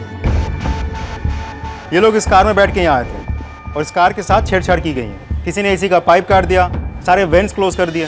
तुम लोगों में से किसी ने भी इस गाड़ी की तरफ किसी को जाते हुए देखा था? नहीं सर, नहीं देखा। देखिए, इस कार के अंदर से हमें पानी की बोतल मिली, तो ऐसा भी हो सकता है कि पानी की बोतल्स आपकी इस रेस्टोरेंट से खरीदी गई हो। सर, जहाँ तक मुझे याद आता है कि हाँ, ये लड़की थी, इसी ने पानी की बोतल खरीदी थी साहब। एक्सक्यूज मी जी। पानी की बोतल। जी देता हूँ।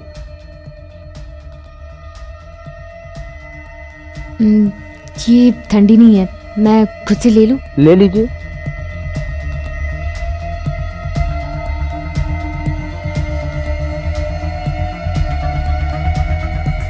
पानी में नींद की गोली मिलाई गई थी। सर, यहाँ से तो सिल्ड पैक ही लिया था, उसके बाद वो बाहर चली गई अपनी गाड़ी की तरफ, और गाड़ी में उसने पानी रखा और फिर वापस भी आ गई थी यहाँ। इन 4 लोगों को छोड़कर किसी और को गाड़ी की तरफ जाते हुए देखा था? गाड़ी के आसपास जाके पानी की बोतल में कुछ मिलाते हुए देखा था? नहीं सर, नहीं देखा हम लोगों ने। ठीक, थैंक यू।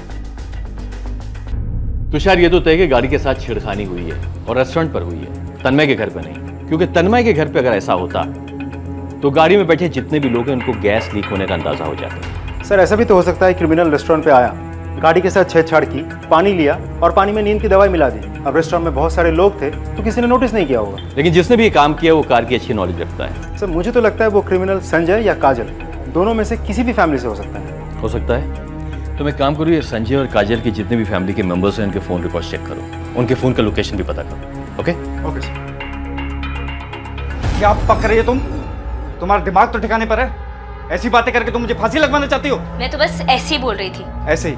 ऐसी का क्या मतलब? देखो तन्मय, तुम्हारे पास में ये करने की वजह है, और वो वजह क्या है तुम अच्छी तरह से जानते हो। देखो, कोई भी ऐसी वजह नहीं हो सकती जो मैं अपनी बहन और माँ की जान ले लूं। तो अपने दिमाग से ना इस बात को निकाल दो। वैसे मुझसे बड़ी वजह ना तुम्हारे पास।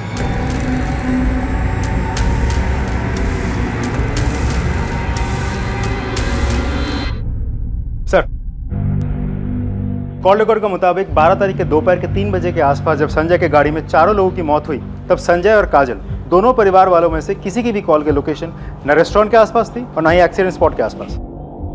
हो सकता है उन लोगों ने किसी को हायर किया हो। सर, दोनों फैमिलीज गाड़ी के बिजनेस में जुड़े हैं, तो मैकेनिक टाइप किसी के साथ जान पहचान होना तो बहुत ही नॉर्मल है। देखो तुषार, ये मर्डर जो है भोपाल के पास में हुआ है, इसलिए संजय की फैमिली के इन्वॉल्वमेंट के चांसेस बहुत ज्यादा है। ये अपना केशव है ना, जिसकी ऑटो पार्ट्स की दुकान है, वहां पर जो उसके जितने भी एम्प्लॉयज हैं सबसे बातें करो, उनके फोन रिकॉर्ड चेक करो, जो भी क्लू मिलता है लेकर आओ। Okay sir.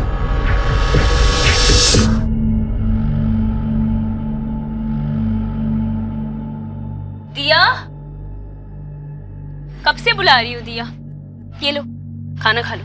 आप खाओ, अब तो ऐश है ना आपकी, खाना खाओ पियो, मेरी फिक्र मत करो, मजे करो अब तो। मैं मजे नहीं कर रही हूँ दिया, मैं एक तकलीफ से गुजर रही हूँ। तो तुम में से किसी को समझ नहीं आएगी। मेरे साथ जो हुआ भगवान न करे किसी और के साथ हो। हाँ, तभी मरवा दिया मेरी माँ और दीदी को। तो ठंडक पड़ गई होगी ना आपके दिल में। चुप करो दिया, कुछ भी बोले जा रही हो। पागल हो गई हो क्या तुम? क्या गलत कह रही हूँ मैं? अरे बस करो तुम दोनों। और अगर नहीं होता तो एक काम करो, मुझे जहर दे दो।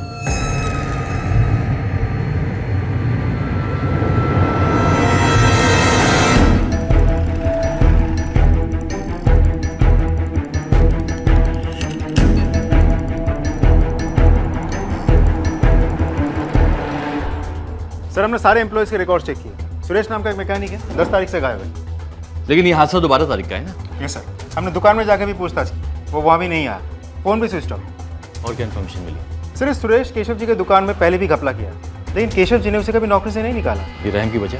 सर दुकान में जाकर पूछताछ की, लेकिन कुछ पता नहीं चला। केशव जी से पूछताछ करके पता करना होगा। केशव से कुछ मत कहना। सुरेश को ढूंढो, उसके घर पर नजर रखो। जैसे ही सुरेश मिलता है उसको तोड़ो। बाद में हम केशव से बात करेंगे। सर पहले भी केशव की दुकान से पार्ट्स निकाल के बेचे हैं, लेकिन केशव ने तेरी कंप्लेन नहीं की, तुझे हमेशा माफ किया। इतनी मेहरबान क्यों है वो तेरे पर? बोल! केशव जी बहुत अच्छे इंसान हैं, उनके बहुत उपकार है मुझ पर। उन्होंने मुझे सुधरने का मौका दिया, लेकिन मैं ही कुत्ते की दुम था साहब, कभी सुधरा नहीं। आप बताएंगे कि सुरेश पे इतनी मेहरबानी की वजह क्या है? गलती किससे नहीं होती सर? अगर मैं उसे सजा दिया होता तो क्या सुधर जाता? इसलिए सर। कहीं ऐसा तो नहीं उससे एक बड़ी गलती करवाने के लिए उस पर मेहरबानी कर रहे हैं? नहीं सर, मैं तो बस इतना ही चाहता था कि सुरेश की गलती की सजा उसके घर वाले ना भुगते। आपके घर में बहुत सारी प्रॉब्लम चल रही है। कभी आपने उसको सॉर्ट आउट करने की कोशिश की? आपको क्या लगता है हमको मालूम नहीं है? हम अच्छी तरह से जानते हैं कि कोई करीबी कातिल है। हम तो सिर्फ उसकी वजह ढूंढ रहे हैं। सर प्रॉब्लम किस घर में नहीं होती सर? और इसी प्रॉब्लम को दूर करने के लिए आपने सुरेश से अपनी बीवी और बेटे को मरवा दिया, और यहाँ बैठ के अच्छा बनने का नाटक कर रहे हैं आप। सर ऐसा लगता है आपको? तो ठीक है ना सर, फांसी पे चढ़ा दीजिए मुझे, जो चाहे वो सजा दे दीजिए, मंजूर है मुझे। ठीक है, आप जाइए।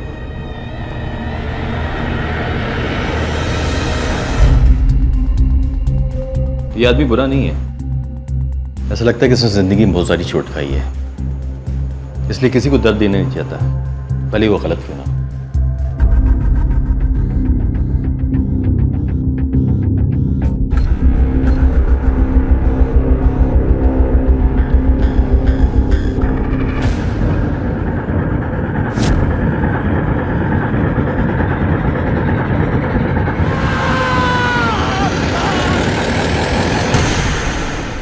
कुछ नहीं होगा भैया को, अब शांत हो जाइए। सर तन्मय को अभी तक होश नहीं आया है। जब तन्मय पर हमला हुआ तो वहाँ खड़े लोगों ने बताया कि दीपक नाम के एक आदमी ने तन्मय पर हमला किया और वहाँ से भाग गया। तन्मय कहाँ है? सर इधर। ये दीपक कौन है? आप लोग क्या जानते हैं उसके बारे में? सर वो दीपक भैया के गैराज में काम करता था। दीपक ने आपके भाई को मारने की कोशिश की, ऐसा काम वो क्यों करेगा? क्योंकि काजल और दीपक एक दूसरे से प्यार करते थे, इसलिए। हाँ सर, दीदी अक्सर भैया के गैराज जाया करती थी। दीदी मैं जल्दी से टिफिन लेके आती हूँ, फिर हम शॉपिंग पे चलेंगे। ठीक है ठीक है, आप रुको, मैं जल्दी से टिफिन लेके आती हूँ।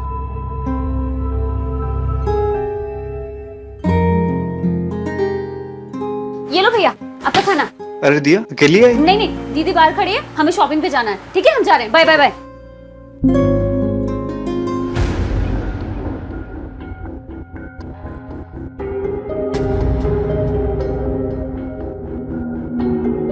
मेरे साथ चलो दीदी।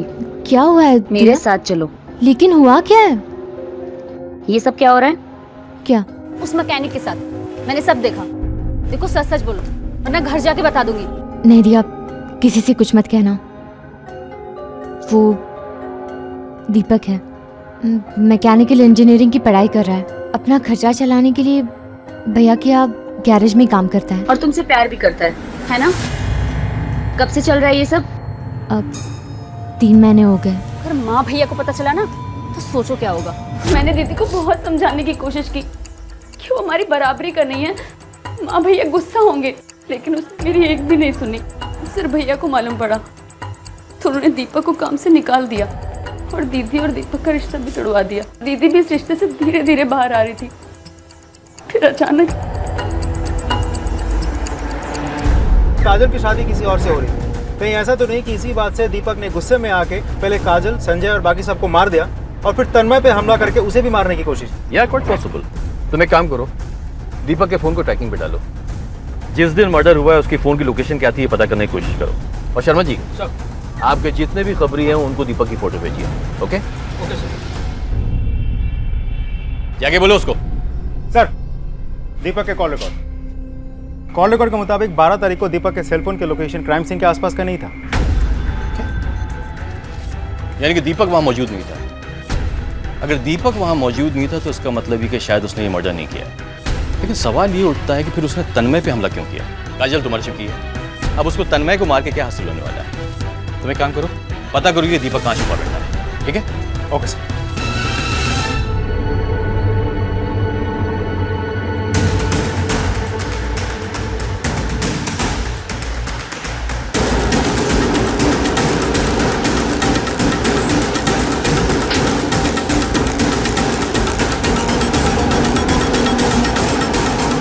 सर, तन्मय ने मेरे प्यार को मार डाला सर, मेरी काजल को मार डाला। तो इतने यकीन के साथ कैसे कह सकता है? बोलो, क्यों बुलाया तुमने मुझे यहाँ? पता है, लड़के वाले दहेज मांग रहे 15 लाख रुपए। भैया के पास इतने पैसे नहीं है और माँ से पेड़ी है कि शादी होगी तो वही होगी। मन कर रहा है कि मैं जान दे दूं। नहीं काजल, काजल तुम मेरी बात सुनो। काजल, हम लोग भाग के शादी कर लेते हैं। नहीं दीपक, मैं अपनी फैमिली की बदनामी नहीं चाहती, इसलिए कह रही हूँ हो सके तो मुझे भूल जाओ और प्लीज मुझे माफ कर देना। भले ही मेरी शादी भानी होगी पर मैं तुमसे शादी नहीं कर पाऊंगी। सर, ये सच था कि तन्मय दहेज के पैसे इकट्ठे नहीं कर सकता था, इसीलिए मुझे लगा कि दहेज से बचने के लिए उसने मेरी काजल को मार दिया। सर, इसीलिए मैं उसे मारना चाहता था।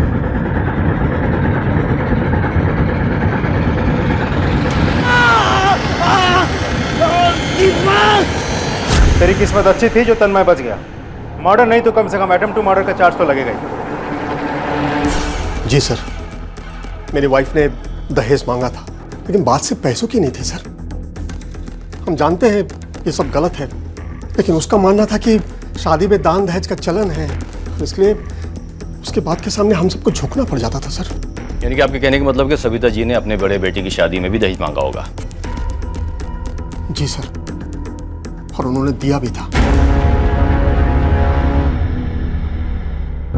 हाँ सर, दहेज की रकम ज्यादा थी और अरेंज करने में मुश्किल भी हो रही थी, पर सर मैं कर रहा था सर। पैसे का इंतजाम नहीं हो पाया इसलिए तुमने कहीं? नहीं सर, ये ऐसा नहीं कर सकते। क्यों नहीं कर सकता है? पैसे के लिए तो इंसान अंधा हो जाता है, किसी को भी मार सकता है।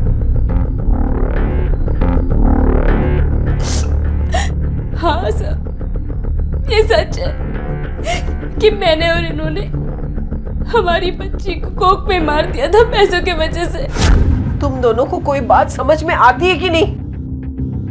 पहले से दो बहनें हैं, उनकी शादियां करनी है और वो रिश्ते को भी निभाना है। बेटी के रिश्ते को निभाना मतलब उनको सिर्फ देना होता है।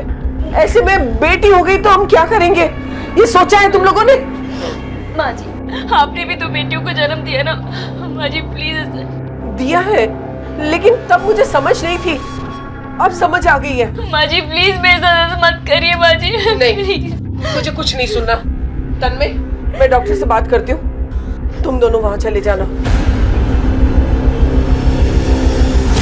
आप लोगों को पता है लड़का है या लड़की ये चेक करना इलीगल है? कहाँ से कराया था? सारा डिटेल दीजिए हमें। उस डॉक्टर और हॉस्पिटल को भी नहीं छोड़ेंगे हम। आप लोगों के खिलाफ भी केस चलेगा, सजा तो आप लोगों को भी मिलेगी। बेटियां घर की लक्ष्मी होती हैं, देवी होती हैं। न जाने कितने महान उपनाम हम अपनी बेटियों को देते हैं, लेकिन जिस परिवार में बेटियों को कोख में ही मारा जाएगा, जन्म लेने के बाद भी बोझ समझा जाएगा, क्या वो परिवार कभी खुश रह पाएगा? पुलिस के लिए कार में 4-4 हत्याएं अब भी एक बड़ा सवाल बनी हुई थी। पुलिस की शक की सुई संजय और काजल दोनों के परिवारों के बीच घूम रही थी, लेकिन अब तक ना तो कोई पुख्ता वजह सामने आई थी और ना ही कोई सबूत मिला था। पर पुलिस को ऐसा लग रहा था कि शायद उन्हें वजह मिल गई। सर, गुना पुलिस को तन्मय के खिलाफ कुछ भी नहीं मिला और 12 तारीख को जब ये हादसा हुआ उस दिन भी तन्मय के मोबाइल की लोकेशन क्राइम सीन के आसपास का नहीं था। सर तन्मय की बीवी अंकिता और बहन दिया के कॉल रिकॉर्ड चेक करके भी हमें ऐसा कुछ भी नहीं मिला जिसके आधार पर हम उन पर शक कर सकें। काजल की फैमिली से कोई भी शक के दायरे में नहीं आ रहा है, तो फिर क्या संजय की फैमिली से? सर राकेश और सीमा के पड़ोसियों से पूछताछ में एक चौंकाने वाली बात सामने आई है। क्या? सर राकेश कभी अपने माँ बाप के घर नहीं जाता था क्योंकि वो अलग रहता था, लेकिन उसका भाई संजय अक्सर राकेश के घर आता था, वो भी तब जब राकेश घर पे न हो।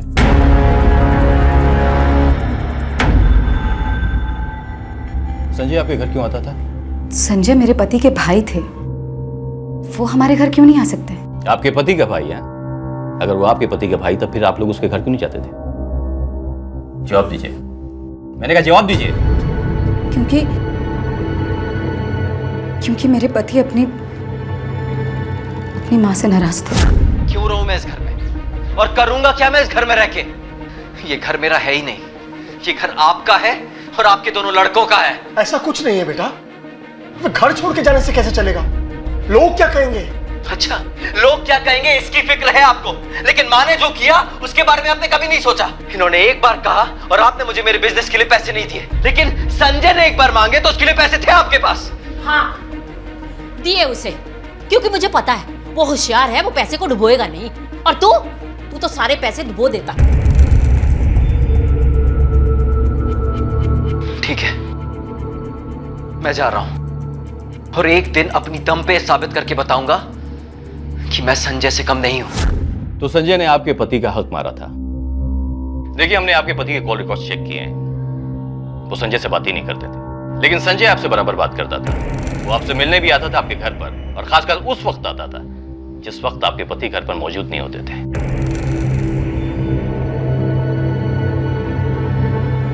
सर बिजनेस शुरू करने के लिए पैसों की जरूरत होती और राकेश ने उधार लिया था, लेकिन बिजनेस में नुकसान होने की वजह से राकेश का काम बंद हो गया। वो बहुत डिप्रेशन में चले गए थे और वहां उधार मांगने वालों ने जीना हराम कर रखा था हमारा। और दूसरी तरफ संजय का काम अच्छा चल रहा था, तो मैं संजय से मिलने उसके ऑफिस गई थी। अरे भाभी आइए ना।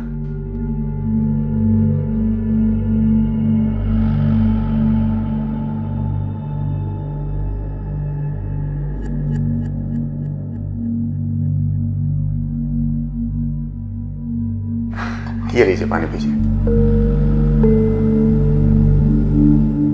कहिए भाभी। संजय, आपके भैया को बिजनेस में बहुत नुकसान हुआ है, हमें पैसों की जरूरत थी। अगर आप मदद कर देते तो। हाँ, क्यों नहीं भाभी, एब्सोल्युटली। लेकिन भाभी बात यह है कि मैंने ये जो पूरा बिजनेस सेटअप किया है ना, वो अपने पैसे कमाने के लिए शुरू किया है। ये जो आप पानी पी रही है ना, इस पानी के भी पैसे लगते हैं यहाँ पर, और आपको पैसों की ही जरूरत है भैया का बिजनेस सेटअप जो करना है। लेकिन भाभी यहाँ पर कुछ भी फ्री में नहीं मिलता है। आप समझ रही ना मैं क्या कह रहा हूं? क्या हुआ? आप मेरी बात को ध्यान से समझने की कोशिश कीजिए। हाँ,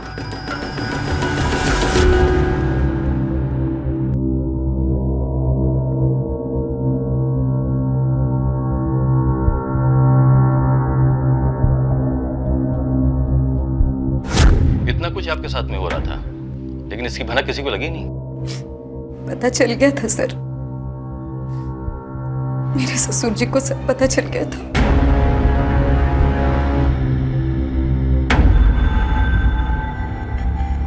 हाँ सर, मैं जानता था संजय क्या कर रहा है। भाभी मैंने आपको पैसे दिए हैं, ये आपके नखरे वखरे और बहाने नहीं चलेंगे, ठीक है ना?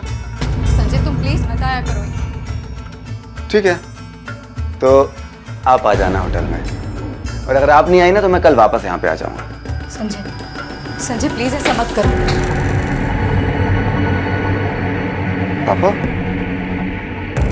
संजय तू ये ठीक नहीं कर रहा है। अरे क्या ठीक नहीं कर रहा हूँ पापा? भाभी से मिलने आया था मैं, घर पे मिलता हूँ।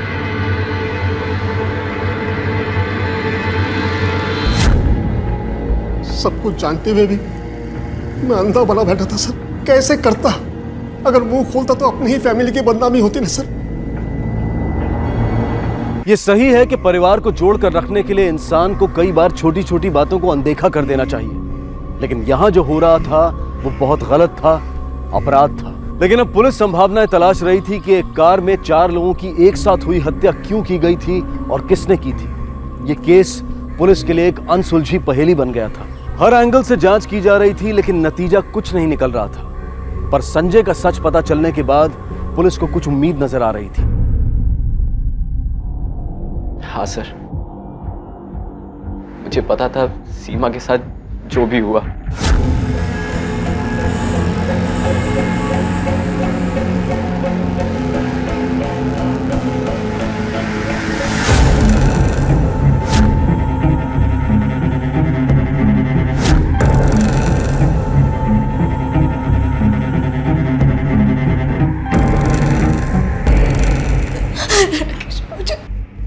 राकेश मुझे माफ कर दो, मेरे पास और कोई ऑप्शन नहीं था। और इसका कसूरवार मैं ही हूँ। ना मैं पैसे उधार लेता, ना मेरा बिजनेस ठप होता, और ना सीमा को उस कमीने संजय के पास मदद के लिए जाना पड़ता। और इसलिए तूने उसे मरवा दिया? नहीं सर, मैंने उसको नहीं मारा सर। सर मोटिव तो सबके पास है, लेकिन क्राइम के वक्त कोई भी वहां मौजूद नहीं था। तुषार, अब तक की इन्वेस्टिगेशन में हमें यह समझ में आ रहा है कि गाड़ी के साथ छेड़छाड़ रेस्टोरेंट पर नहीं की गई थी। बॉटल काजल ने ली, वो भी सील्ड गाड़ी में रखा। उसके बाद रेस्टोरेंट वालों ने किसी को भी गाड़ी के पास नहीं देखा। मेरी समझ में एक बात नहीं आ रही कि जब वो चारों आकर गाड़ी में बैठ गए फिर किसने पानी के अंदर वो जहरीली दवा मिलाई। सर कहीं काजल नहीं है सब कुछ? हो सकता है तुषार, हो सकता है ये मर्डर काजल ने किया। लेकिन अगर ये प्लान काजल का है तो खुद क्यों मरेगी? हो सकता है तुषार, काजल ने जो जाल बुना तो खुद उसमें जाके फंस गई। नहीं सर, मुझे लगता है कोई तो है जो काजल की मदद कर रहा था, क्योंकि काजल के पास गाड़ियों के बारे में इतनी जानकारी कहां से आएगी? उसका बॉयफ्रेंड, वो मैकेनिक, क्या नाम है उसका? दीपक। दीपक, ये काम उसने किया है। सर मैंने सच में कुछ नहीं किया है, मेरा विश्वास कीजिए। काजल मुझसे मिलने के लिए किसी भी बहाने से गैरेज आती थी सर। तुम यहाँ? अरे मेरे भैया का गैरेज है, जब मन करेगा तब आऊंगी, जब मन करेगा तब जाऊंगी। हाँ हाँ, तुम्हारे भाई का गैरेज है, लेकिन तुम्हारे भाई ने अगर मुझे तुम्हारे साथ यहाँ देख लिया ना तो मेरी नौकरी चली जाएगी। अरे भैया ना घर गए हैं खाना खाने, वो नहीं आने वाले। मुझे गाड़ी ठीक करना सिखाओ ना प्लीज। तुम गाड़ी बनाना सीखोगी? ये तुम्हारा काम थोड़ी है। प्लीज। सर काजल ने मुझसे करीबी बढ़ाने के लिए धीरे धीरे कार के बारे में सीखना शुरू किया।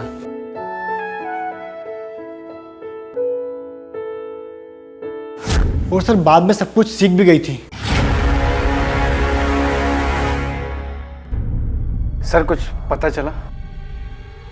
देखिए, हमें काजल पे शक है। काजल? सर मैं कुछ समझा नहीं। क्योंकि काजल ने ही पानी की बोतल खरीदी थी, और हो सकता है कि पानी की बोतल में उसने ही नींद की गोलियां डाल दी हो। लेकिन सर वो ऐसा क्यों करेगी? यही तो हम जानना चाहते हैं कि काजल ने ऐसा क्यों किया। मुझे पता है। माँ, सब कुछ तय होने के बाद संजय की माँ 15 लाख रुपए मांग रही, हम कहाँ से देंगे? हमें कुछ भी करके उन्हें पैसे देने पड़ेंगे। एक बार सगाई होने के बाद शादी टूट गई तो गांव भर में हमारी क्या इज्जत रह जाएगी? पर माँ जी, पैसे तो देने ही होंगे हमें, और पैसे ज्यादा प्यारे हैं कि इज्जत? दीदी दहेज की रकम को लेके बहुत टेंशन में थी। एंगेजमेंट के बाद वो काफी बातें करती थी संजय से, और एक दिन उसने उसे मिलने के लिए बुलाया। देखो संजय, मैं नहीं चाहती कि मेरी वजह से भैया को कोई भी प्रॉब्लम हो। तुम कहना क्या चाहती हो? यही कि 15 लाख रुपए दहेज मांगकर तुम्हारी मम्मी ने मेरे भाई के लिए बहुत बड़ी प्रॉब्लम खड़ी कर दी है। लिसन काजल, मम्मी ने जो भी डिमांड रखी है वो बिल्कुल सही है, और ये तो आजकल का चलन है। और तुम ये सोचो ना कि तुम्हें 15 लाख रुपए में मुझ जैसा काबिल लड़का मिल रहा है। आई मीन बहुत सस्ता सौदा है तुम्हारे लिए।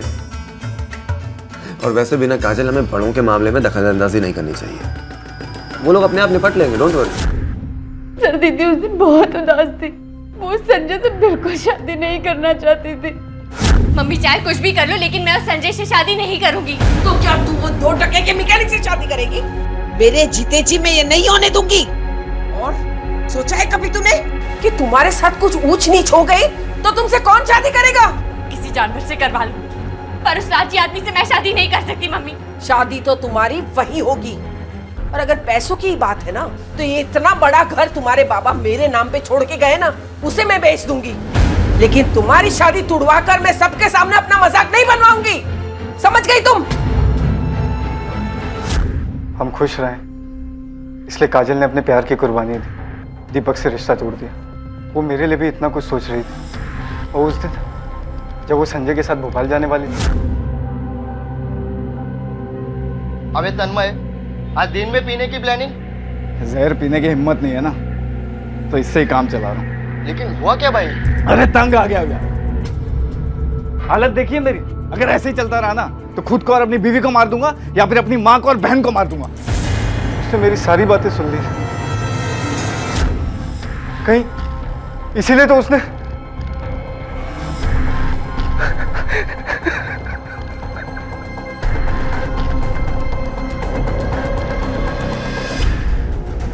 सर, काजल को गाड़ियों की पूरी जानकारी थी और पानी भी काजल ने लिया और गाड़ी में ले जाकर रखा। लेकिन इससे ये कैसे साबित होता है कि मर्डर काजल ने किया है? साबित ये तब होगा जब हमें यह सबूत मिलेगा कि काजल ने स्लीपिंग पिल्स खरीदी थी। तुम एक काम करो, गुना से लेकर भोपाल तक जितने भी मेडिकल शॉप हैं उनकी सीसीटीवी फुटेज चेक करो, उनकी बिल बुक चेक करो, पता लगाओ क्या काजल ने स्लीपिंग पिल्स खरीदी थी। Okay sir.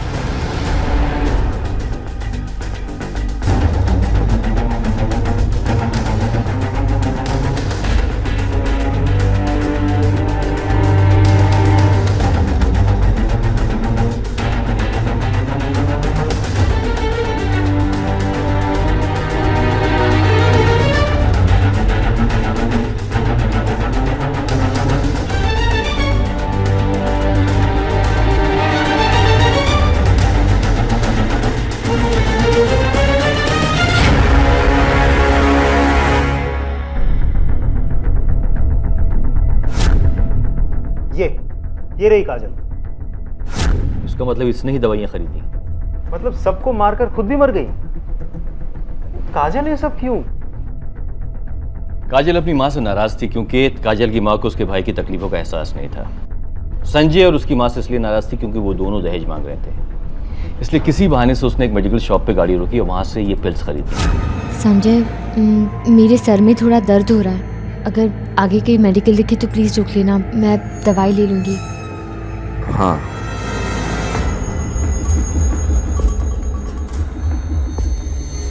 उसके बाद वो रेस्टोरेंट गई और खाना खाया।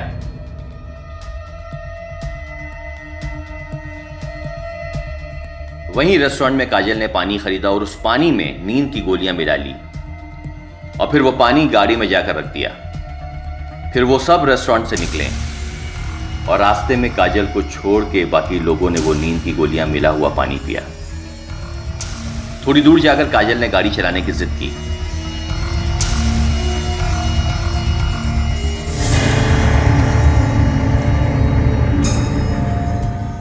जब गाड़ी के अंदर सब सो गए तो काजल ने गाड़ी किसी सुनसान इलाके में जाके रोक दी और उसके बाद एसी का पाइप काटा और उसके वेंट को टेप कर दिया ताकि गैस आराम से गाड़ी के अंदर जा सके। उसके बाद काजल ने वापस गाड़ी में बैठ के वो पानी पिया और नींद में गाड़ी तब तक चलाती रही जब तक वो बेहोश ना हो गई और इसलिए गाड़ी का एक्सीडेंट हो गया और गाड़ी के अंदर कार्बन मोनोऑक्साइड की वजह से सबकी मौत हो गई। काजल ने जो कुछ भी किया बिल्कुल गलत किया। हाँ सर, लेकिन सबसे बड़ी गलती हमारे समाज की, जो दहेज जैसे कुरीति को आज भी रस्म और चलन के नाम पे जिंदा रखा है। और इसी कारण कितनी लड़कियां अपने आप को अपने परिवार पर बोझ समझती हैं और अपनी जिंदगी का खात्मा कर लेती हैं। ये केस बाकी केसेस से काफी अलग भी था और मुश्किल भी थी, क्योंकि कत्ल के समय कातिल ने भी खुदकुशी कर ली थी। लेकिन भोपाल पुलिस ने मिले हुए सबूतों और अपने अनुभव के आधार पर इस केस को सॉल्व किया। 2 परिवारों के 4 सदस्य मारे गए। इसकी वजह सिर्फ दहेज जैसी एक कुरीति नहीं थी। कहते हैं कि अन्याय करने वाले के साथ साथ अन्याय सहने वाला भी गुनहगार होता है। जब भी कुछ गलत होता है, चाहे वो देश में हो, समाज में हो या परिवार में हो, अगर हम जानते बूझते हुए भी चुप रहते हैं तो समझ लीजिए हम उस गलत के हिस्सेदार बनते हैं। इसी विचार के साथ अब मैं अनूप सोनी आपसे विदा लेता हूं। फिर मुलाकात होगी अगले एपिसोड में एक और चौंका देने वाले केस के साथ। तब तक अपना और अपने परिवार का ख्याल रखें और देखते रहें क्राइम पेट्रोल डायल 100। सबक एक को, सीख हम सबको। जय हिंद। क्राइम पेट्रोल्स के और भी दिलचस्प कहानी देखने के लिए हमारे चैनल को सब्सक्राइब करें और बेल आइकॉन दबाना न भूलें।